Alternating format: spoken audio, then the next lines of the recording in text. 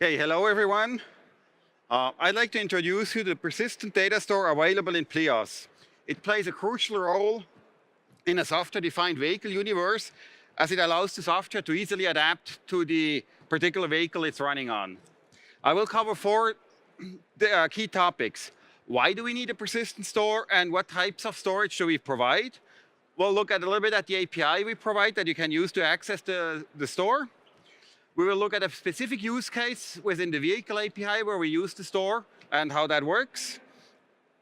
And finally, we'll take a quick look at some additional features that are possible with the persistent store.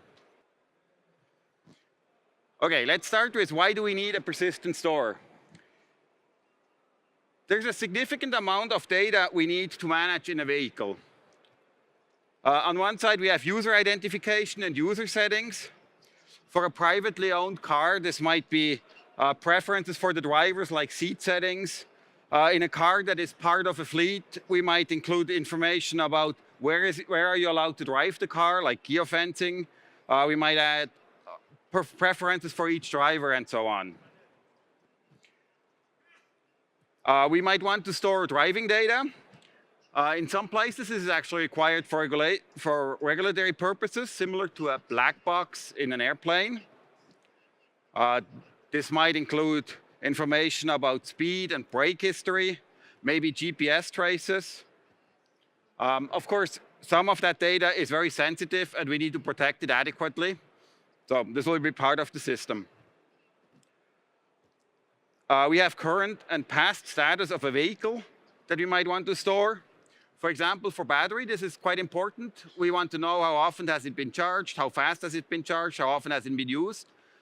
Knowing this allows us to charge the battery in a way that it survives longer. We may want to store data about maintenance that has been done and service that have been performed. We may want to store information about which software updates have happened so that we know what needs to be done to the car in the future. Maybe the car can even let the driver know that it needs to have service performed. And then once we have it in service, we can check whether, for example, brake pads need to be replaced and so on. Finally, we may want to store diagnostic and fault information so that if something goes wrong, we can figure out why did it go wrong, what do we need to change potentially. Was it the fault of the driver? Was it the fault of software? Was it some outside force that created a problem? And we may also use that information if we find that some part of the car doesn't work. We can have some software maybe bypass that and use some other parts of the car to perform correctly.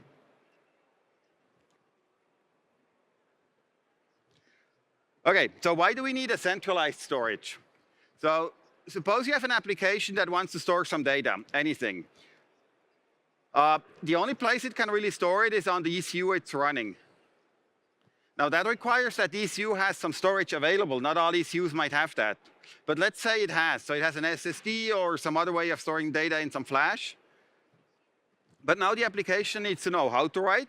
It needs to know how to deal with failures. It needs to know how to, when something goes wrong, how to repeat the write maybe, or do some other correcting, take some other correcting action.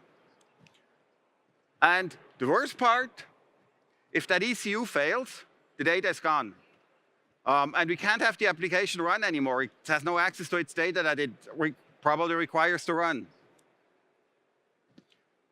Now, suppose we have a centralized database like the Plios store that is used instead. Now the application, instead of writing directly to an SSD, it writes to the store.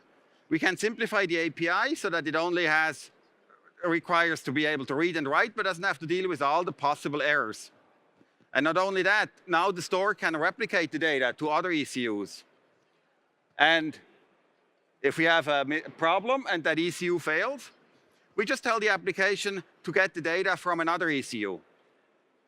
And that happens automatically. The application doesn't need to know how to deal with that. We take care of these issues. And there's another crucial advantage here. Now the application can talk to the data store over the network. This means we can move the application from one ECU to another in the car for fault tolerance, maybe load balancing, for whatever reason, if it can't run on its original ECU. This makes it much easier to manage the software in the car and to basically deal with potential errors. Once the ECU comes back up, then we synchronize again, and now we have all the data again available, and the car continues to run. The application never realized that there was a problem in the first place. Okay, let's go.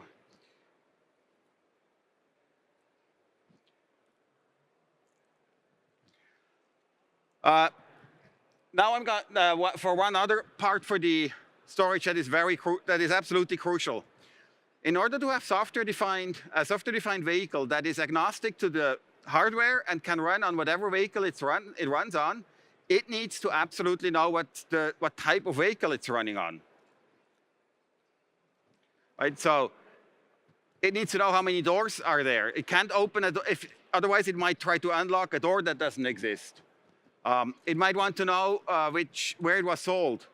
Different countries have different regulations, and the software might have to behave differently in different countries.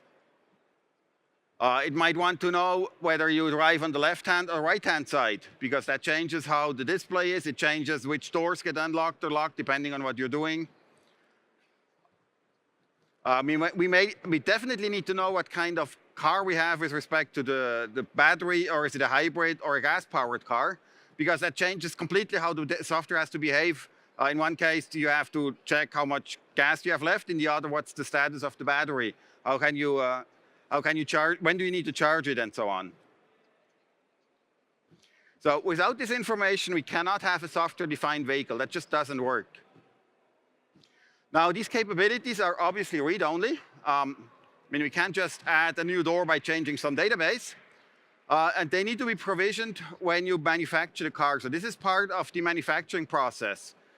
At probably one of the last steps, we install the database with the exact description of the particular car that it goes on, what it has, and then this gets stored in the car.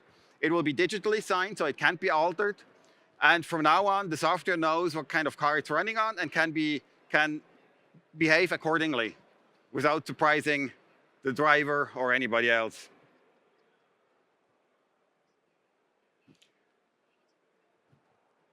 Now, besides the capabilities, which are read-only, the other very important part that I'm going to talk about today are the different settings that you need for a user. So a modern car has many different customization options or things it needs to know to behave correctly. So we have, for example, climate settings. How warm do you want it? You need to be, what was the AC set to? Do we have the fan at auto mode? Do we have it at high speed? We have Bluetooth or wireless settings in general. So which phones are paired? Do we have a wireless access point that is configured, etc. We have seat positions we want to store. So this might even be depending on who's driving it. So each driver can have its own own way of setting the seat.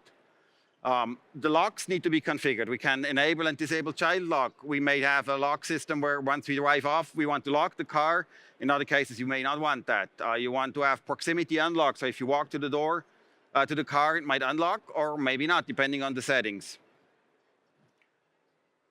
We have key fobs that we need to manage. But we can have special key fobs, for example, a valet key fob that only allows for a short drive but doesn't open the trunk. Maybe you have another key fob that only opens the trunk. This all needs to be stored somewhere. We have media settings like radio stations, your Spotify playlist that you want to store, or that you want to configure which one is supposed to play.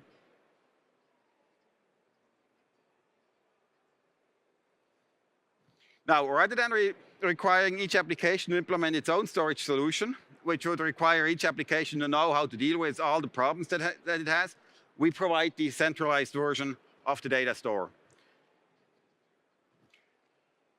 Here, the main design principle we took into account when we designed the store. So the first and most important one, it has to be easy to use.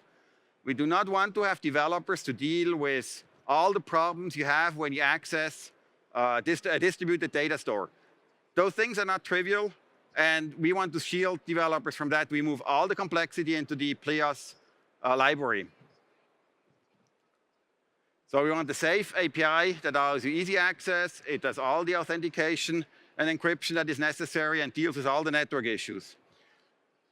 It has to be fault tolerant. We discussed already why that's important. So that was one of the key principles. It needs to not have a single point of failure so that it always continues to work correctly. And very important, it cannot require a system administrator to go in to fix anything. The system has to work for, say, 10 years without anybody touching it.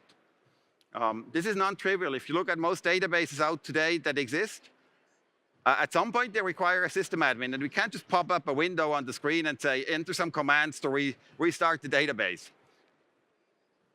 It has to be secure, but it has to be in such a way that it can't be altered incorrectly, that only applications that have access to certain data have access to whatever they need. OK, we're now going to take a look at some APIs. We are using Rust here as an example. So this is now the capabilities API. So this is the read-only part where you can figure out what kind of car you're running on. We have it strongly typed. It's a key value store underneath. The keys and types are fixed. You will get a Plios crate in Rust that describes all the options you have for what you can read. If you're not quite familiar with Rust, this is a definition of a type. The first line shows that the type can be serialized and deserialized. Rust is quite nice. It has many options that are automatically created for your structure if you define them the right way. Now, once you have defined, say, for here, the climate settings with min and max temperature, you can then read data this way. So you have a simple read interface. We see at the top some correct usages of the interface where you use the right type. You notice that the type is defined in the read. If you do it the wrong way, those are the two bottom examples. It will not work. And in Rust parlance, you get an error back. The question mark at the end shows that this is just Rust speak for throwing the error back to the caller if it happens, in case you're not familiar with Rust. But the return value is not just the value. It's either an error that gets returned or the value that you were reading. Plios will support a crate and will offer a crate where all this is built in, and you can just say what you need to read, and the types are all defined. The settings API is a bit more flexible. So here, we allow applications to create their own types and store them in the database. It's, again, a key value store. And so here's an example of how you could store climate settings. We define the current temperature and the humidity that you want to set, potentially. The second part here, the lower part, that's Rust. That's how you can in Rust define how the structure should behave. And it basically says that in this particular case, we have one entry in the database for the climate. And that's what we call a singleton. And the key is also defined here. So it's defined in the declaration. So there's no risk that you mistype the key when you when you try to read or write. And the read and write would then look like this. So we have the type. You can read it. You can make a change. You can write it. And that's all you need to do. You do not need to deal with timeouts. There's no need to deal with network errors. The API takes care of that. Those calls are also non-blocking. So you just call them. You'll get the last data that was read. And when you write it, the write will happen in the background. If you need to write, if you have some data type that exists multiple times, for example, we have multiple courtesy lights in a car. We use what we call a multiton, so you have multiples of those. Interface is almost the same as for the singletons, except that the key is now a prefix, right? And so you define the type, you define the prefix that you need, and the reads and writes happen exactly the same way. So you can read here the driver side at the top. You can change the brightness. Actually, we change it twice and store it in the database. You can read the passenger side, change it, and write it.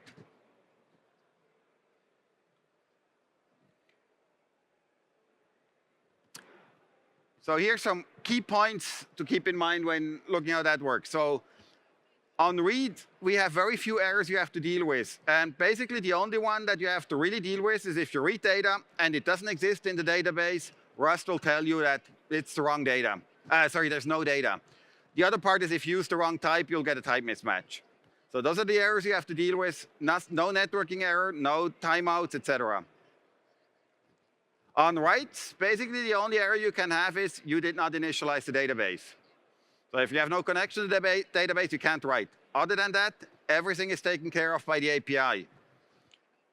So this is really important. There is no need to handle blocking reads or blocking writes. No need for timeouts. I'll repeat myself, I'm sorry, but this makes your life as application developers very easy. Standard databases, you'll deal with errors, with all kinds of problems you need to deal with. We handle that for you. A last point for the database, considering that the car runs for a long time and we want to update the software, so there's an option to update your types as long as you add new fields. You cannot remove fields, that will create problems, but you can add more fields. And so over time, if you need more features, so more data, you can do that in your car. Now let's quickly look at the use case for the vehicle API. We use two parts. So one is the capability database. We use that one to make sure that you do not try to write outside of the limit of this particular car. So this car only has 2 doors. So you cannot open the wrong door. So it's only one. So if you try to open the front left door, that doesn't work because there is no front left door. There's only a center door. We meant to make sure that you don't set your AC, your climate to a value that would not be possible. At the bottom, an example of turning on a light that doesn't exist. This particular vehicle doesn't have fog lights, others might. So you get an error if you try to turn on the wrong light. The other part is that for settings in the vehicle API, there's some settings we want to persist so they survive when you reboot the car or when you have to turn everything off and restart. Typical example, vehicle to load settings or other battery settings, climate settings that you want to store across restarts of the system. In this case, the vehicle API will store that data, and when it restarts, it will automatically get the data back and set it. You have to do nothing. This is completely hidden from developers. This is just something that the service provides in the background, but it does use the capabilities and settings database underneath.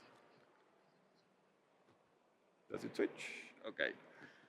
Okay, so lastly, we want to talk about a few interesting additional features that are now possible. So because we store the data now centrally in a central database, we can back it up easily to the cloud. We don't have to have every application that has to know how to back up data. So we can back it up, we can restore it to the same car, to some different car. We can have translation, so if you go to a totally different car, it can at least restore the settings that make sense in your new car. We can do that with your phone. So we can technically, we could offer a service where you can store all your settings on your phone. You rent another car that is similar enough, you just touch your phone to the car and all your settings go over. Your preferred seat settings, your media settings, maybe pairing for your phone, etc., all gets translated over. And lastly, we can support subscriptions of all kinds. So here, just in a simple example, satellite subscription, which many cars have today. But there's other types of subscription we can handle in the car and store, from features that you might buy, things that we enable or disable depending on who's driving the car and so on. Okay, that concludes the talk. Thank you very much. Any questions or any questions, I'll try to answer them. 그럼 지금부터 Q&A를 진행하도록 하겠습니다. 퍼시스턴트 스토어에 저장된 민감한 데이터를 보호하기 위한 보안 조치는 어떤 게 있을까요? 라고 질문 남겨주셨습니다. Okay, so for securing the data, there are multiple options. So for one thing, we encrypt and authenticate every connection inside the vehicle, with the vehicle API already. We do the same with the database. So there's no way to sniff on the network or have an unauthorized application access any data. The other part, we need to make sure that that where we store the data is encrypted, but that's a solved problem today. We can encrypt data on SSDs. They usually come with built-in encryption support. 네, 두 번째 질문입니다.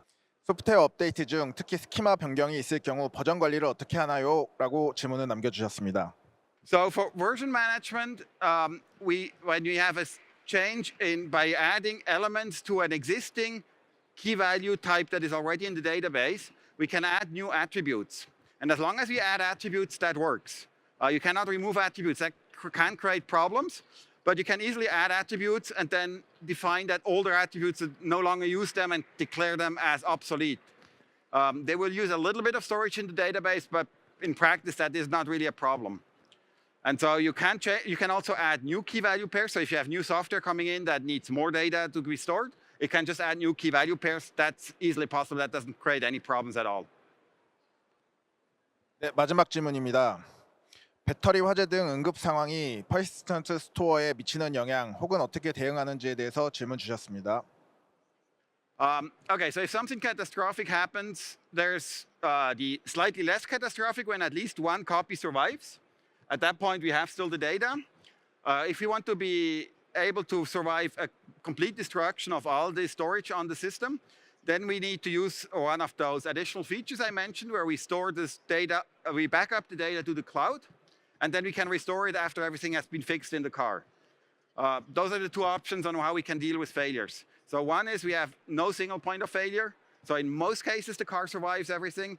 And in those rare cases where that's not good enough, we have the cloud backup.